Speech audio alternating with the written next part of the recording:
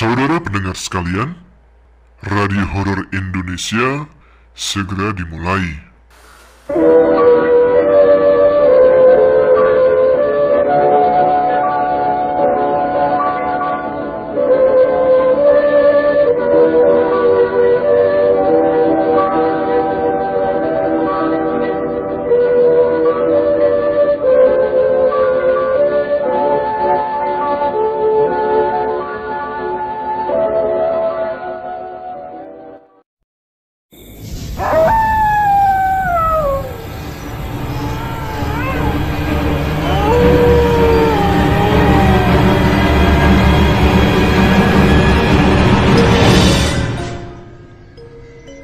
Assalamualaikum warahmatullahi wabarakatuh. Jumpa lagi dengan saya Tama, dan kali ini dalam segmen Radio Horor Indonesia. Bagaimana kabar kalian? Semoga selalu diberikan kesehatan dan rezeki yang cukup. Kita jumpa lagi di segmen Radio Horor Indonesia yang kembali hadir menemani malam Jumat kalian. Nah, seperti biasa, dalam segmen Radio Horor Indonesia ini saya akan membacakan beberapa cerita horor untuk teman-teman Ada Apa Gerangan. Dan bagi teman-teman yang ingin ikut membagikan cerita pengalaman mistisnya, bisa dikirim ke email kami adaapagerangan20@gmail.com atau DM kami di Instagram AAG Channel. Oke, RHI FM malam ini ada cerita tentang pesugihan dan pengalaman mengambil buah sembarangan di hutan Kalimantan. Seperti apa ceritanya? Langsung saja, teman-teman Ada Apa Gerangan, ceritanya mulai dari sini.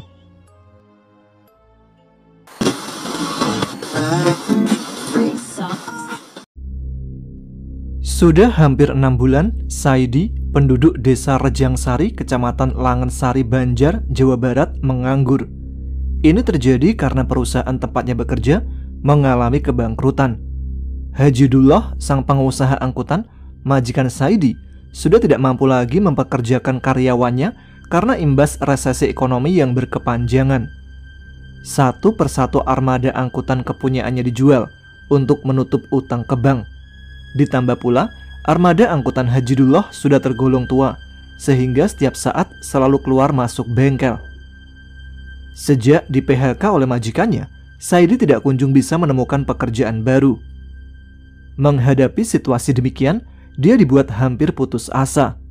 Dengan keahlian hanya mengemudi mobil, hampir mustahil dia bisa menemukan pekerjaan yang sesuai dengan keahliannya. Tapi sebenarnya dia tak pernah memilih-milih pekerjaan. Pekerjaan apapun pasti akan dilakoninya, yang penting halal. Hanya sayangnya tak mudah menemukan pekerjaan itu. Menghadapi situasi yang semakin sulit, Saidi hampir stres. Untuk menjaga kelangsungan hidup keluarganya, jelas harus ada sumber penghasilan yang tetap, karena urusan perut tidak mengenal kompromi. Inilah yang membuat Saidi pusing 7 keliling. Sementara hasil ladangnya tidaklah seberapa, tidak akan cukup untuk membiayai kebutuhan keluarganya. Setiap hari selepas pulang dari ladang, Saidi hanya merenung dan merenung. Dia sepertinya tidak henti memeras otak untuk mencari jalan keluar agar segera bebas dari keterpurukan. Dengan ditemani segelas kopi, dia seringkali terlihat duduk berlama-lama di beranda rumahnya yang sangat sederhana itu. Lamunan Saidi pun akhirnya tiba pada suatu hal yang menggoyahkan imannya. Bukankah dia pernah mendengar cerita bahwa di daerah Bayongbong, Kabupaten Garut Selatan, ada orang pintar yang bernama Pak Iwa, yang konon sanggup memberikan pertolongan kepada orang-orang yang terpuruk serta dirundung kesusahan. Lamunan tersebut seolah menjadi dorongan kuat bagi Saidi untuk secepatnya keluar dari kesulitan yang membelenggunya. Walaupun dia belum tahu persis alamat Pak Iwa, namun dia tetap akan nekat mencarinya. Dengan hanya berbekal tekad serta berbekal sedikit uang, akhirnya berangkatlah Saidi ke Bayongbong, Garut Selatan. Ternyata tidak terlalu sulit baginya untuk menemukan alamat Pak Iwa, sebab orang yang satu ini memang cukup dikenal di kawasan Bayongbong dan sekitarnya. Singkat cerita, sesampainya di tempat tujuan, Saidi langsung mengutarakan maksud kedatangannya. Sebelumnya, secara panjang lebar dia menceritakan kesulitan hidupnya kepada Pak Iwa. Mendengar curahan hati tamunya, Pak Iwa langsung dapat memahaminya. Maklum saja, umumnya orang-orang yang datang bertamu ke rumahnya rata-rata memang mereka yang di bidang ekonomi dengan berbagai macam permasalahannya. "Saya siap membantu, asalkan Nak Saidi sanggup menyiapkan syaratnya. Dengan ritual semacam ini, sudah banyak yang tertolong.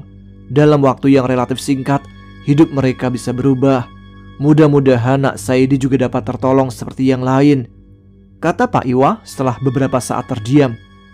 "Bolehkah saya tahu apa syaratnya itu, Pak?" tanya Saidi seolah tak sabar. Pak Iwa tidak segera menjawab. Ditatapnya lurus-lurus lelaki muda yang duduk di hadapannya. Katanya kemudian, "Itu dia. Barangnya gampang-gampang susah. Gampangnya tidak usah dibeli. Susahnya syarat itu tidak selalu ada setiap saat." Mendengar ucapan Pak Iwa yang sedemikian membuat Saidi semakin penasaran. Makanya langsung bertanya lagi, "Apa sebenarnya syarat yang gampang-gampang susah itu, Pak?" Pak Iwa menyalakan rokoknya. Setelah menghembuskan asap rokok, barulah dia memberi penjelasan yang gamblang.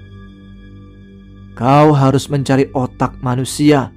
Tidak perlu banyak, cukup sebesar ibu jari kaki pun sudah memenuhi syarat untuk ritual." Begitu mendengar jawaban Pak Iwa, betapa terperanjatnya Saidi. Dia sama sekali tidak menyangka bahwa syarat yang diminta itu tergolong aneh dan menyeramkan. Baru pertama kalinya dia mendengar syarat untuk ritual pesugihan dengan menggunakan salah satu organ tubuh manusia, otak.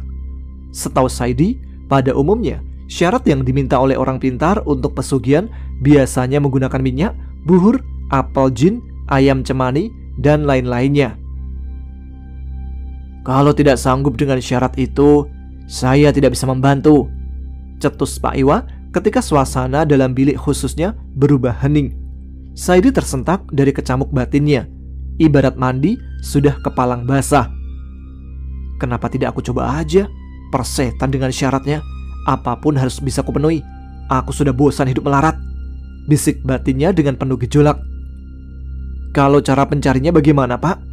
tanyanya kemudian sambil memberanikan diri memandang Pak Iwa yang berwajah dingin itu.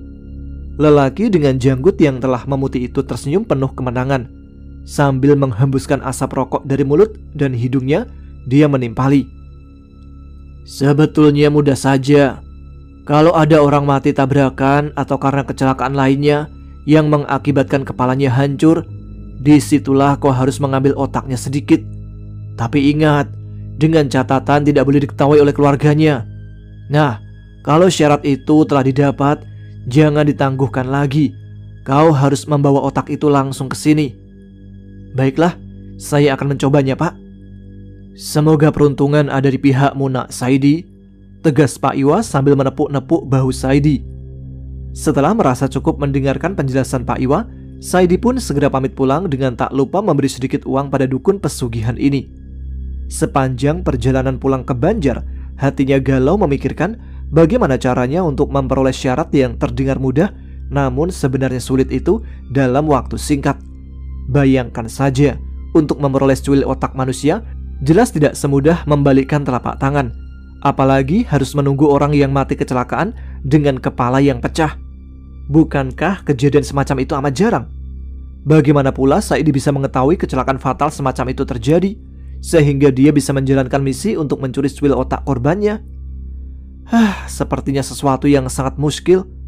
Namun demikian, dia berjanji pada diri sendiri tidak akan putus asa. Anggap saja dia sedang menunggu undian. Kalau memang peruntungan sedang berpihak kepadanya, sudah tentu hal yang hampir mustahil itu takkan sulit diperolehnya. Selama berbulan-bulan Saidi menunggu, tapi kabar yang diharapkannya sebagai pembuka jalan untuk melaksanakan ritual yang nyeleneh itu tidak kunjung ada.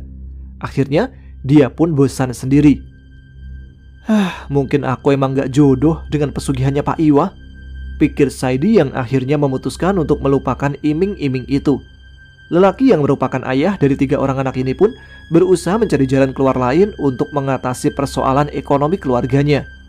Dia tertarik mencari barang-barang mustika seperti batara karang, rantai babi, merah delima, jala sutra, kantong macan, dan lain-lainnya. Konon, bila barang mustika itu benar-benar asli dan ada hokinya, maka bisa dipakai untuk menyedot uang secara gaib. Suatu hari, dengan ditemani oleh kenalannya, Cahyo, Saidi berangkat ke Warung Batok, sebuah daerah yang terletak di perbatasan antara Jawa Barat dan Jawa Tengah. Tujuannya adalah untuk menemui Yoni, seorang mediator atau penghubung bagi orang-orang yang membutuhkan barang-barang mustika gaib. Kedatangannya ke tempat Yoni tiada lain ingin memastikan apakah sudah ada atau belum batara karang yang tempo hari dipesan untuk diritualkan guna menyedot uang gaib. Kebetulan sekali, Saidi punya kenalan orang pintar di daerah Kawali yang bisa melakukan ritual itu. Begitu tiba di rumah Yoni, Saidi dan Cahyo langsung dipersilakan masuk ke ruangan khusus, sebab mereka akan membicarakan hal yang sangat rahasia. Begini, masalah BK yang tempo hari kalian pesan sampai saat ini, orangnya belum datang dari Wonosobo. Entah kapan dia akan datang, saya belum bisa memastikan. Besar kemungkinan sedang diritualkan oleh orang lain. Sabar saja dulu. Demikian penjelasan Yoni. Dia buru-buru menambahkan. Namun demikian, kedatangan Pak Saidi ke sini tidak mubazir. Saya ingat, sekitar 3 bulan Pak Saidi pernah bercerita pada saya membutuhkan otak manusia yang akan diritualkan di Bayongbong, Garut Selatan. Betul kan Pak? Oh, iya betul. Emangnya kenapa Pak? Tanya Saidi. Begini, tadi malam di daerah Cilongkrang, antara stasiun Sidarja dan stasiun Cipari, ada seorang laki-laki tertabrak kereta api jurusan Bandung-Surabaya. Ketika diidentifikasi mayatnya, ternyata yang tertabrak namanya Poniman, orang Cipari. Kepalanya hancur berantakan karena menurut saksi mata ketika kereta api itu datang menyambar, bersamaan dengan korban sedang berjalan sempoyongan di tengah rel sambil menenggak minuman keras, cerita Yoni. Begitu selesai Yoni bercerita seperti itu, tanpa membuang waktu lagi, berangkatlah Saidi dengan ditemani Cahyo menuju ke daerah Cipari, tepatnya ke tempat kejadian kecelakaan tragis itu. Maksudnya tentu saja untuk mencari sisa-sisa otak yang tertinggal. Mana tahu nasib baik sedang berpihak pada aku yo, cetus Saidi kepada Cahyo. Ketika tiba di tempat kejadian, benar juga apa yang diberitahukan Yoni. Darah kering masih tampak berceceran di sepanjang bantalan rel kereta api. Bau amis darah juga terasa masih menyengat hidung karena potongan-potongan daging serta serpihan batok kelapa dalam serpihan kecil masih banyak terselip di bawah rel. Tanpa perasaan jijik sedikit pun, Saidi menyusuri bantalan rel lokasi kecelakaan tragis ini. Rupanya, nasib baik memang tengah berpihak kepadanya. Pada salah satu bantalan rel, di antara kerikil, dia melihat ada secuil potongan tubuh korban yang masih tertinggal. Ketika diamati, benda itu bukan daging, tapi otak manusia. Ini jelas terlihat dari warnanya yang kekuning-kuningan. Apalagi ada beberapa helai rambut yang ikut tertinggal di sana. Dengan hati-hati, Saidi pun mengambilnya. Setelah menemukan media pesugihan yang relatif sangat sulit ini, betapa gembiranya hati Saidi. Barang yang dicari-cari selama berbulan-bulan itu akhirnya bisa ditemukan juga. Setelah otak itu dibungkus dengan rapi dari Cipari, Saidi langsung ke Garut untuk menyerahkan syarat tersebut kepada Pak Iwa. Pas malam Jumat Kliwon, setelah semua segala persyaratan terpenuhi, selepas beduk Isya, berangkatlah Pak Iwa dan Saidi ke sebuah lokasi yang cukup jauh dari perkampungan penduduk. Tujuan mereka adalah ke Gunung Gede. Bukan Gunung Gede yang di Bogor atau Sukabumi ya. Di sana ada sebuah makam keramat yang terkenal dengan sebutan Keramat Eyang Jangkung. Makam kuno ini terpacak di tengah rimbunnya semak perdu yang sekelilingnya menjulang pohon-pohon yang telah berumur ratusan tahun. Malam itu, cahaya bulan tampak temaram sinarnya. Suasana yang mencekam ditambah lagi dengan dinginnya udara pegunungan yang menusuk tulang, sampai-sampai geraham Saidi bergetar saking dinginnya. Suasana benar-benar hening. Yang terdengar cuma suara serangga serta burung hantu dan lolongan anjing hutan di kejauhan. "Tolong taruh saja ubur rampainya Nak Saidi," bisik Pak Iwa dengan diterangi lampu senter. Saidi meletakkan ubur rampai di dekat batu nisan Eyang Jangkung. Kemudian mereka duduk di hadapan makam itu. Saidi pun duduk di belakang Pak Iwa. Mereka duduk dengan dialasi selembar tikar pandan yang sudah lusuh. Asap kemenyan yang dibakar Pak Iwa baunya menyengat hidung antara alam nyata dan alam gaib.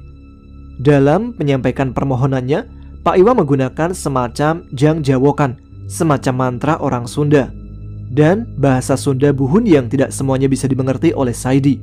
Mungkin karena sudah terbiasa, Pak Iwa sudah tidak kaku lagi dengan bahasa Sunda Buhun tersebut.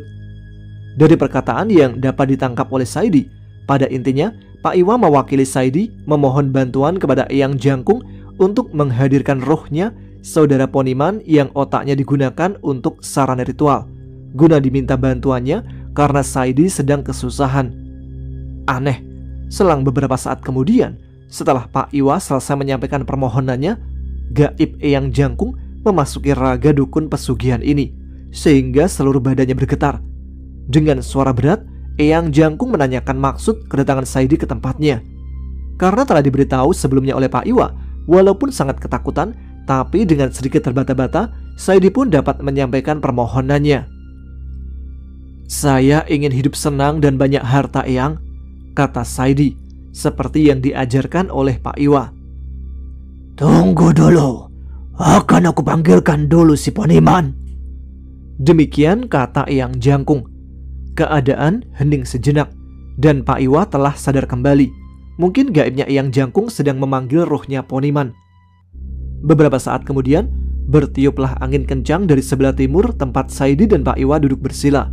Begitu kencangnya angin ini, sehingga ubur rampai yang ada di hadapan Pak Iwa, juga gelas-gelasnya pun bertumpahan. Begitu pula daun-daun kering di areal makam beterbangan. Kalau tidak didampingi oleh Pak Iwa, mungkin Saidi sudah lari tunggang langgang meninggalkan tempat itu karena ketakutan. "Tenang, jangan takut. Ini pertanda sebentar lagi roh si Poniman akan datang," bisik Pak Iwa. Begitu angin puting beliung itu reda, keanehan berikutnya memang terjadi lagi. Di bawah pohon beringin tua sebelah utara, kelihatan gumpalan asap yang semakin lama semakin tebal dan membesar. Asap itu terus membumbung tersapu angin dan kemudian lenyap, berganti dengan wujud pocong mayat yang penuh lumuran darah. Ketika Saidi masih terkesima melihat keanehan di depannya, tiba-tiba pocong mayat itu melayang mendekatinya. Saidi gemetar, namun Pak Iwa berulang kali mencoba menenangkannya. Saidi memang bisa tenang, namun dia tidak tahan mencium bau busuk mayat itu, sehingga hampir-hampir muntah dibuatnya. "Ingat, kamu akan segera kaya, nak Saidi," bisik Pak Iwa. Menambahkan Saidi setelah pocong tersebut berhadapan dengan Pak Iwa. Terlihat gerakan tangannya membuka kain kafan pembungkus bagian mukanya. Begitu tersingkap, maka terlihatlah suatu pemandangan yang sangat mengerikan. Nampak dengan jelas wajah yang telah hancur berantakan itu dipenuhi belatung yang berjingkatan. Kedua bola matanya keluar dari rongganya yang bolong, ditambah batok kelapa yang hancur serta berlumuran darah. Dari batok kepala itu terlihat isinya keluar. Benar-benar pemandangan yang sangat mengerikan hingga siapapun yang melihatnya pasti akan lari ketakutan. "Tolong sempurnakan saya. Saya sudah tidak tahan lagi, Pak." Demikian pocong mayat Poniman yang menyeramkan itu memohon pertolongan dengan suara memelas.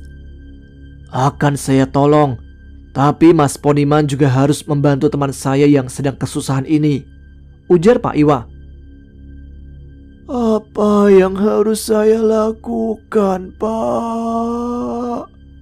Pocong itu bertanya. "Usahakan berikan uang sebanyak-banyaknya untuk menutup utang piutang teman saya ini. Bantulah dia agar kaya raya. Apakah kau sanggup?" "Akan saya usahakan. Asal tolong saya disempurnakan," tegas si pocong. "Baiklah kalau begitu, kita akan saling tolong-menolong.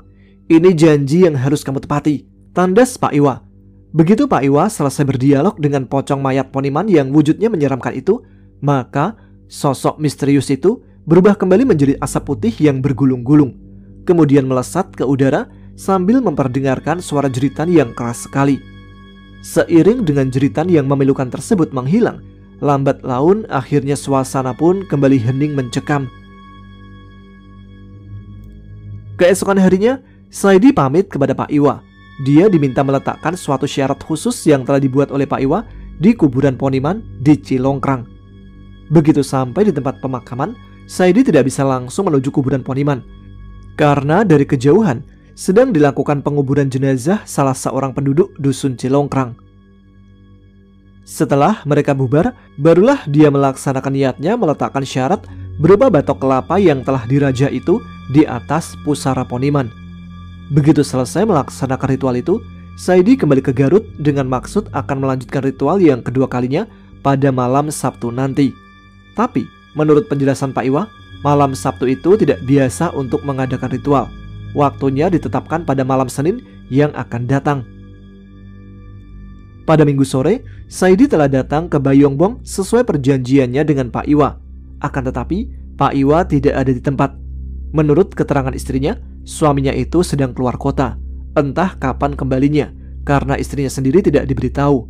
Namun berkat kesabarannya, pada akhirnya Saidi bisa bertemu kembali dengan Pak Iwa untuk menyempurnakan ritual tersebut. Sejak menyempurnakan ritual ini, kehidupan Saidi berubah 180 derajat. Dia kini menjadi juragan angkutan yang kaya raya. Kabarnya, hampir setiap tahun mobil angkutan milik Saidi ada saja yang tabrakan dan merenggut korban jiwa. Kuat dugaan, inilah tumbal yang harus diberikan kepada Eyang Jangkung. Dan kelak, akhirnya Saidi pun mungkin akan mengalami nasib yang sama dengan Poniman. Lalu bagaimana halnya dengan almarhum Poniman yang ruhnya diperdaya menjadi media pesugihan? Hanya Allah Subhanahu wa Ta'ala yang mengetahuinya.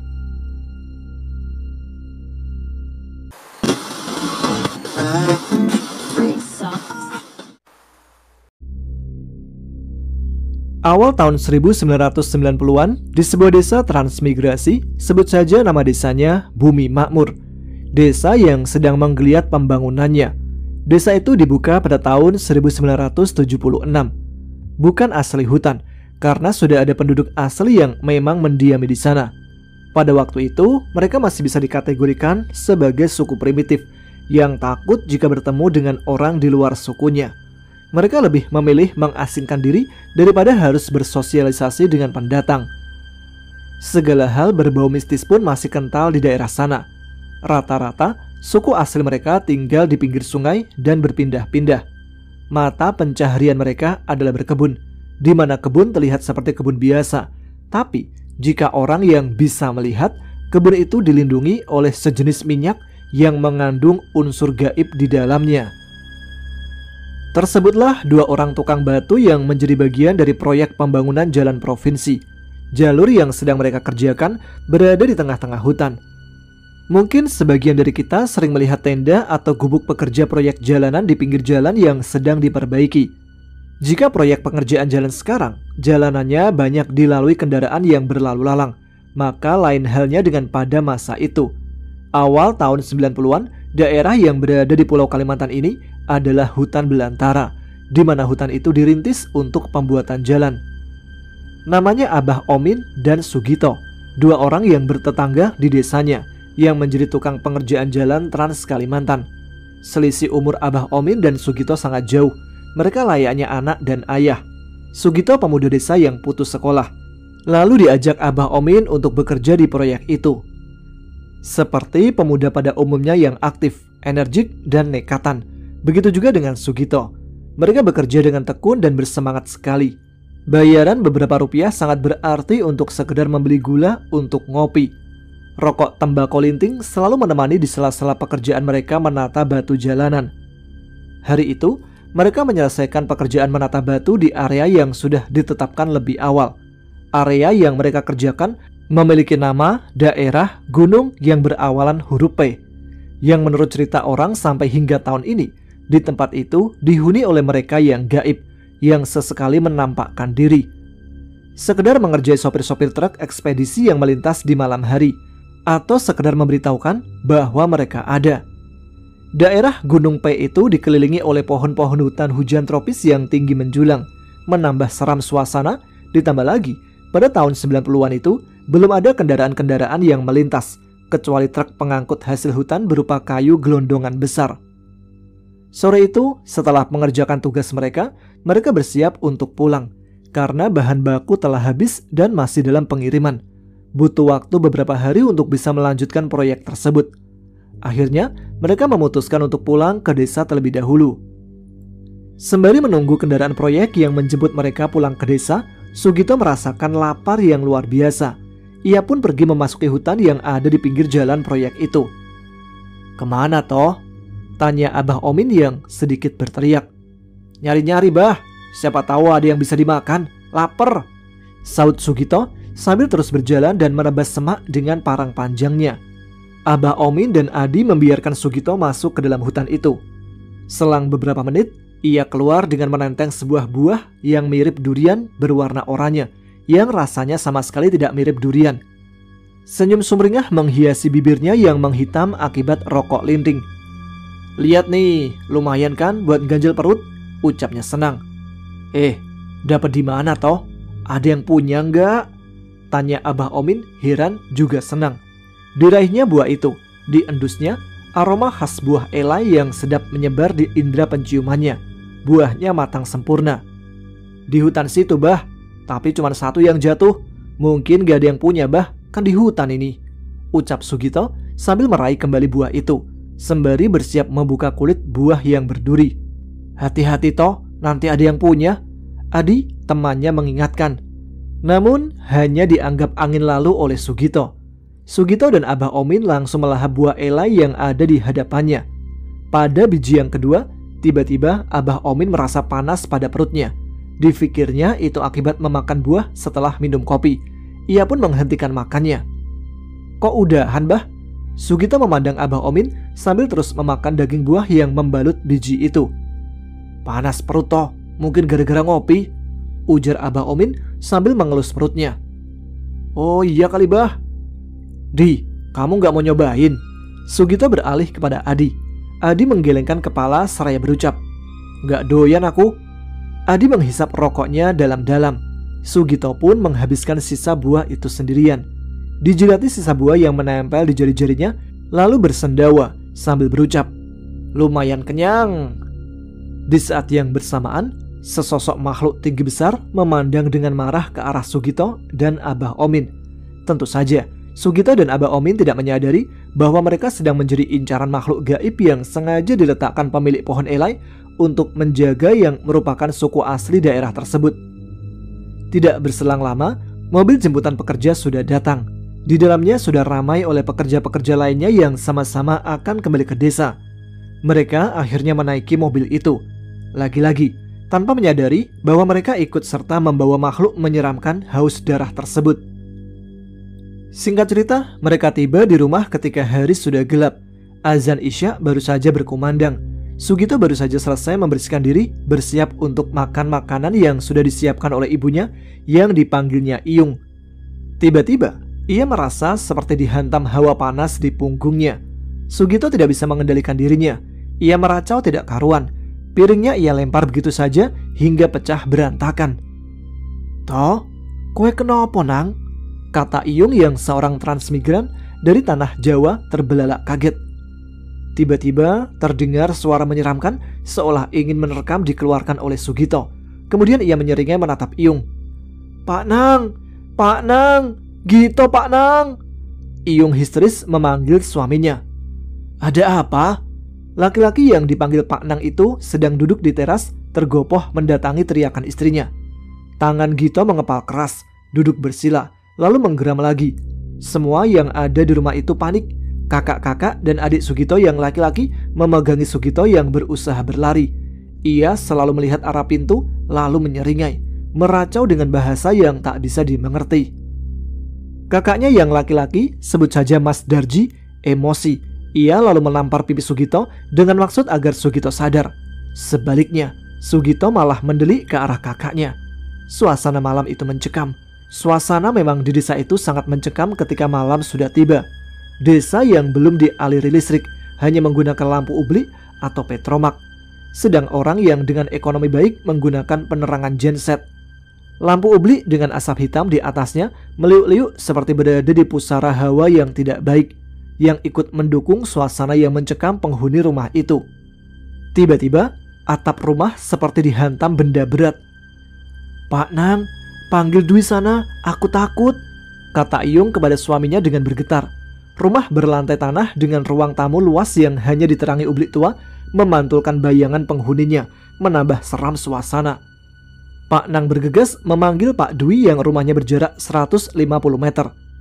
Pak Dwi, Pak, kula nuwun, teriak Pak Nang dengan panik. Nggih, ada apa Mbah? Kata Pak Dwi dengan tergesa membuka pintu, kaget melihat Pak Nang yang panik. Niku Pak, tulungi, niku, Gito ngamuk. Ngamuk gimana Mbah? Pak Dwi bertanya bingung. Gak tahu, pulang kerja mau makan, piringnya langsung dibanting, matanya melotot, mau lari ke jalanan, jelas Pak Nang. Tanpa basa-basi, Pak Dwi mengikuti Pak Nang yang terburu-buru. Istri Pak Dwi yang sedang hamil pun turut ikut, karena tidak berani di rumah sendirian. Dengan senter mereka melewati jalan setapak, lalu ke jalan besar menyeberang ke rumah Pak Nang. Rumah Pak Nang berada di tikungan jalan pertigaan. Orang sering menyebutnya rumah tusuk sate. Kondisi kontur jalan yang tinggi membuat rumah Pak Nang tidak terlihat dari jalanan. Rumahnya seperti berada di bawah jalan setinggi 5 meter. Baru memasuki halaman rumah kayu bercat hijau botol dengan banyak jendela di depannya, Pak Dwi sudah merasakan sesuatu yang jahat yang entah berasal dari mana. Memasuki rumah, istri Pak Dwi merasakan tengkuk dan lengannya merinding dengan hebat. Ia merapatkan pegangan tangannya kepada Pak Dwi. Sugito duduk bersila di depan yang ada di pojok ruang tamu besar itu. Kakak-kakak laki-lakinya menjaga di sekitarnya. Istri Pak Dwi lalu duduk di sebelah Iyung dan kakak perempuan Sugito yang sedang menangis ketakutan melihat kondisi Sugito. Melihat Pak Dwi, Sugito langsung menunduk. Kepalanya bergoyang-goyang seperti orang ketakutan. Tangannya yang tadinya mengepal bergetar hebat. "Toh, ngapain kamu?" tanya Pak Dwi yang disambut Sugito dengan senyum menyeringai yang mengerikan, seolah memberikan tanda bahwa ia bukan Sugito. Pak Dwi meminta air putih, lalu mulai berdoa dengan memejamkan mata. Seketika, Sugito berteriak dan ranjang yang diduduki Sugito terangkat. Badan Sugito seolah berubah menjadi besar sekali dengan cepat. "Habis ngapain kamu toh di tempat kerja?" kata Pak Dwi sambil mengusap-ngusapkan air ke wajah Sugito. "Anak kini bodoh, tidak sopan, dia harus menanggungnya." Sugito mendelik, mengeluarkan suara yang asing dan keras. Perempuan-perempuan yang melihat beristighfar dan membaca doa-doa. Mereka diselimuti ketakutan yang luar biasa. "Nanggung apa sih? Sudah, minum dulu," kata Pak Dwi memberikan gelas air kepada kakak Sugito untuk diminumkan. Selesai minum, Sugito langsung terkulai lemas sambil berteriak kesakitan. "Aduh, panas Pak, panas. Apa ini Pak? Panas. Aduh Pak, jangan Pak." "Kamu habis makan apa?" tanya Pak Dwi. "Gak tahu Pak, aduh panas Pak, tolongin Pak," jerit Sugito. "Kamu nemu apa di hutan yang kamu makan?" tanya Pak Dwi lagi. "Elai Pak, aku nemu buah elai tadi. Aduh panas Pak, tolong Pak." Pak Dwi memegang dahi Sugito sambil membaca doa. Akhirnya Sugito bisa tenang, tapi rumah itu mendadak menjadi sangat gerah. Pak Dwi keluar rumah menatap langit atas rumah tersebut. Sesosok makhluk besar berdiri kemudian hilang begitu saja. Pak Dwi meminta botol yang diisi air, kemudian ia doakan air tersebut. Sugito harus meminum air itu hingga habis. Akhirnya Sugito tenang pada malam itu. Walaupun ketika tidur ia masih mengigau seperti ketakutan. Semua mengira bahwa Sugito sudah tidak apa-apa. Tapi ternyata berlanjut ke malam kedua. Makhluk itu datang lagi. Sugito mengamuk tidak karuan saat menjelang maghrib. Pak Dwi diminta kembali ke rumah Sugito. Hal yang sama pun terjadi. Sugito menunduk seperti ketakutan ketika Pak Dwi menghampirinya. Gelisah seperti menghindari tatapan Pak Dwi. "Mengejek kamu ya?" kata Pak Dwi. Sugito kembali tersenyum, senyum yang mengerikan. Pak Dwi membacakan doa di air putih dan kembali meminumkannya kepada Sugito. Kali ini Sugito lemas tidak berdaya. Pak Dwi menunggu sampai Sugito sadar, lalu menanyai Sugito. "Kamu nemu buah itu di mana toh?" tanya Pak Dwi. "Di hutan Pak, dekat proyek jalanan itu," kata Sugito dengan mata yang menerawang. "Kamu tahu nggak pohon itu ada yang punya?" kata Pak Dwi lagi. "Nggak tahu Pak, itu aku ngambilnya udah jatuh buahnya." Sugito membela diri. "Ngawur aja kamu toh, itu buah ada yang jaga. Kamu diikuti mulai habis ngambil sampai sekarang. Kamu tahu nggak siapa yang punya itu?" Pak Dwi merasa gemas dengan Sugito. "Nggak tahu lah Pak, soalnya kukira bukan kebunnya orang, cuman satu pohon itu aja." Lain kali jangan begitu. Kamu nggak tahu, di hutan itu sehelai daun pun ada yang punya, kata Pak Dwi lagi. Iya Pak, nggak saya ulangi lagi, sesal Sugito. Sama siapa kamu makannya? Selidik Pak Dwi. Ia berasumsi bahwa Sugito tidak mungkin makan sendirian. Sama Abah Omin Pak. Ya ampun toh, kamu ini. Bok jangan rakus, pesan Pak Dwi sedikit kesal. Lalu Pak Dwi pun berpamitan menuju rumah Abah Omin yang kebetulan Abah Omin adalah teman kerja Pak Dwi ketika Pak Dwi masih baru datang merantau ke daerah itu. Sesampainya di rumah Abah Omin, Pak Dwi disambut oleh istrinya. Alhamdulillah Pak Dwi datang. Baru aja saya mau suruh anak-anak ke sana. Si Abah sakit, gak mau makan, gak mau minum. Ngomongnya mati, mati, gitu terus. Saya takut Pak. Tangis Budirah pecah. Mang. Pak Dwi mengusap lengan Abah Omin yang pandangannya kosong mengarah ke atap rumah tanpa langit-langit itu. Seperti sebelumnya, Pak Dwi meminta air putih yang kemudian didoakan. Setelah itu meminumkannya kepada Abah Omin, lalu mengusapkannya ke wajah, perut, dan kaki Abah Omin. Seketika Abah Omin terduduk. Loh, Pak Dwi, ngapain di sini? Loh, saya kok di rumah? Abah Omin keheranan seperti orang linglung. Memangnya Mang Omin di mana tadi? Tanya Pak Dwi sambil tertawa. Saya tadi diproyekkan, sama bosnya nggak boleh pulang. Tadi sore habis makan elai sama Sugito, bosnya datang. Padahal batu sudah habis, tapi nggak boleh pulang, kata Abah Omin masih dengan kebingungannya. Abah gimana sih?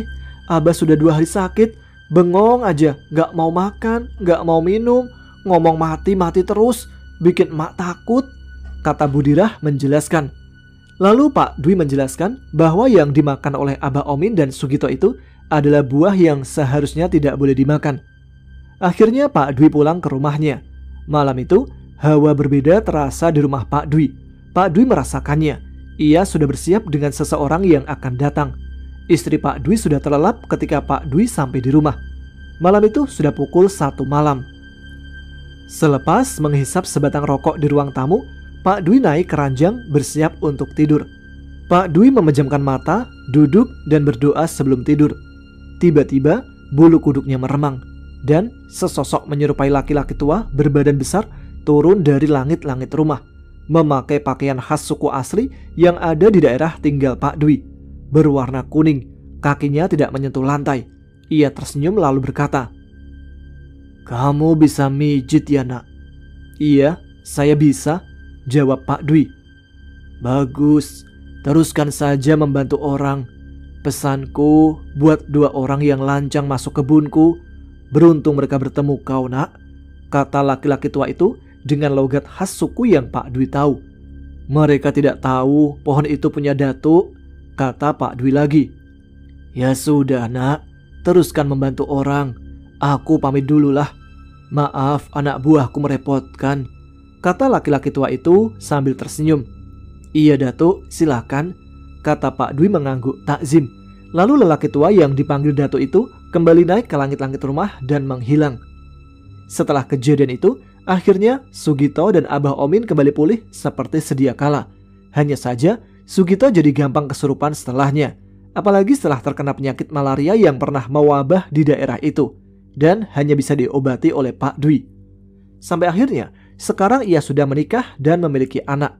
Yang mengherankan, anak Sugito yang sudah berusia 17 tahun kerap sekali kesurupan seperti Sugito dulu. Hanya saja bukan Pak Dwi yang mengobati. Abah Omin dan Budirah juga sudah meninggal karena penyakit tua sekitar 10 tahun yang lalu. Cerita ini diceritakan oleh Pak Dwi yang merupakan bapak saya sendiri. Ketika kejadian itu terjadi, saya masih dalam perut ibu saya.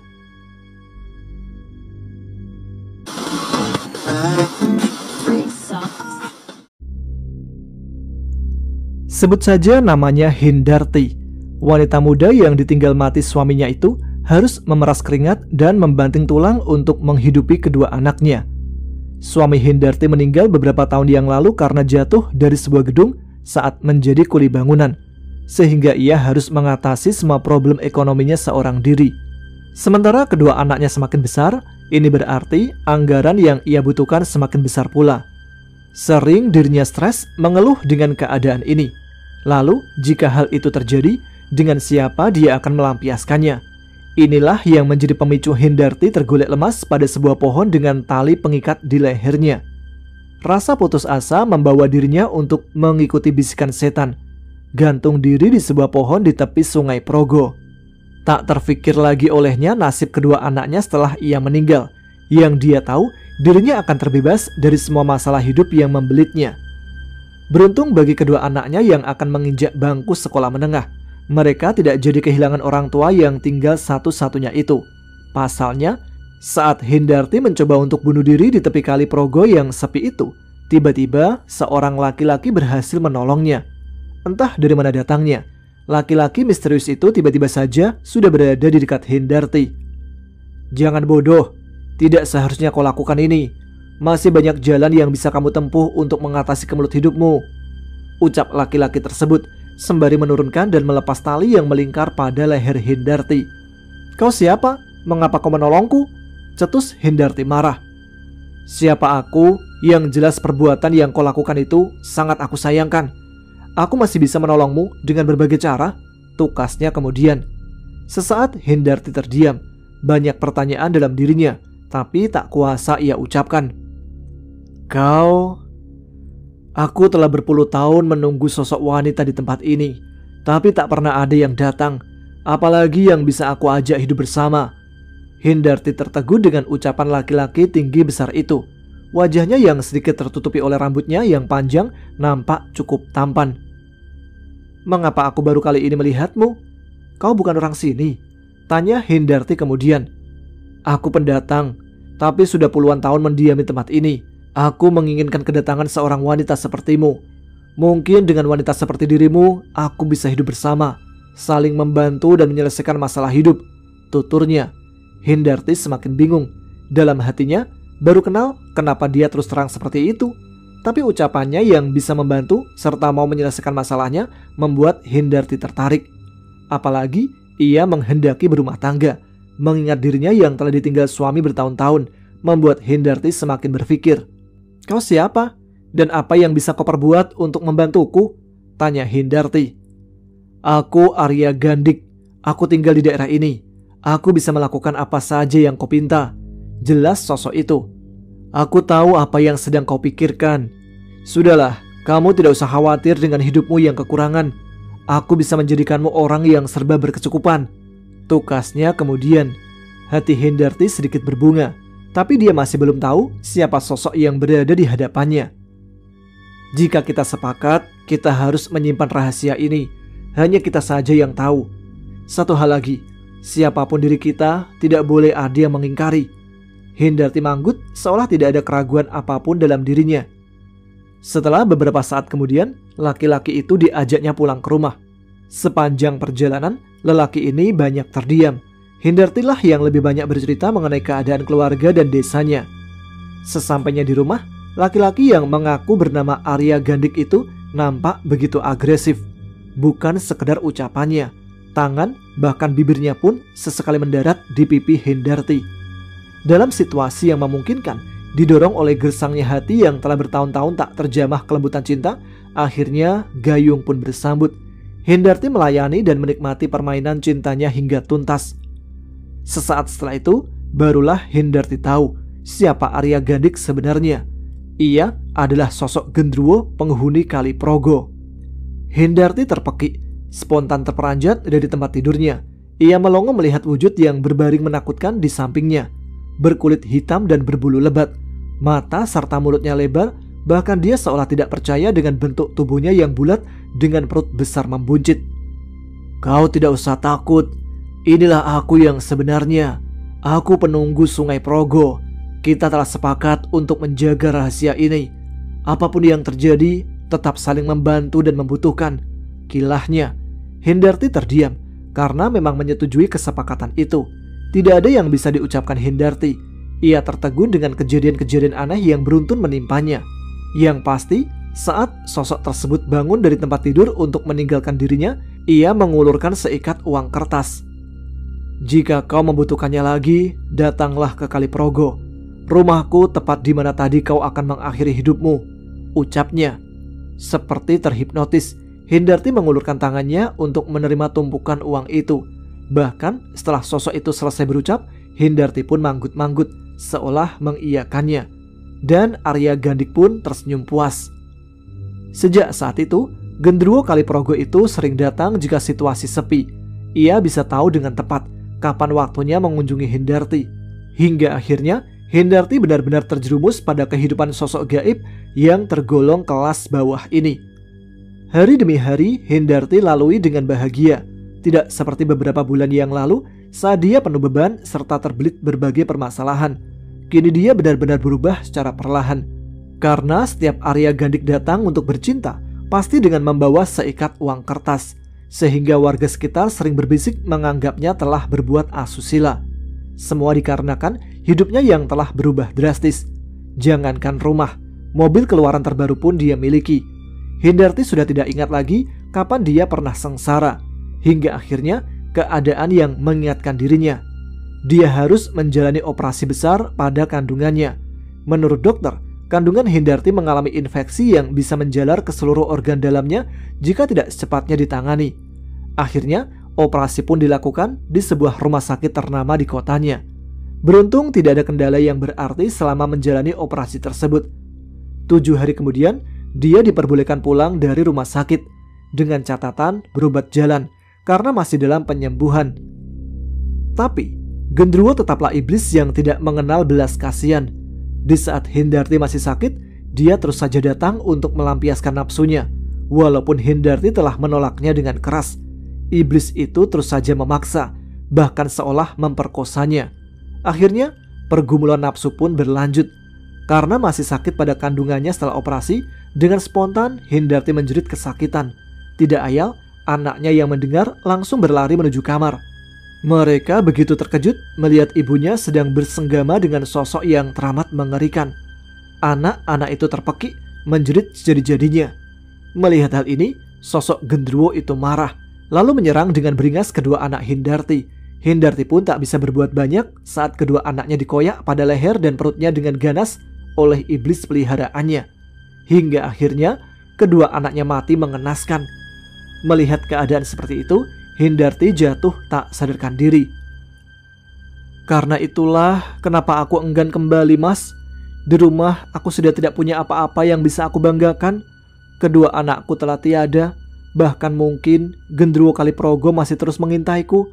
Aku juga tidak ada alasan lagi untuk bersekutu dengannya. Untuk siapa kekayaan itu? Aku berharap ada orang yang mau menerima wakaf rumahku untuk kebaikan dan kemaslahatan. Mungkin dosa-dosaku bisa sedikit terkurangi, tutur Hendarti pada penulis. Nampaknya wanita yang menjelang uzur itu telah putus asa, bahkan sangat trauma dengan peristiwa-peristiwa mistik yang dialaminya.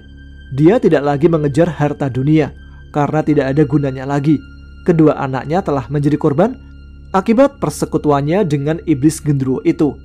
Kini yang dia harapkan hanya menghabiskan usianya di tempat rehabilitasi.